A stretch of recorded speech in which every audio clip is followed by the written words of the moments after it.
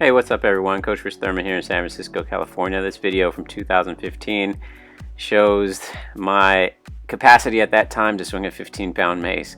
As you can see, it was a bit of a struggle. I think it's important that we share our struggles with everyone and be authentic.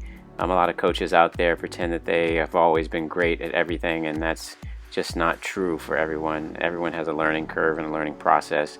So I think experience is the best teacher. One of the other things that I emphasize a lot is that building movement capacity is the first step. And so, after building a better movement capacity for my body, everything else just kind of falls in line. So going from a 15-pound mace to now swinging a quad mace with one arm is all based on creating a firm base and foundation of movement practice first. So fixing the body first, and the rest will fall in line.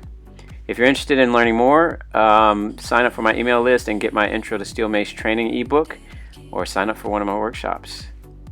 Thanks for watching.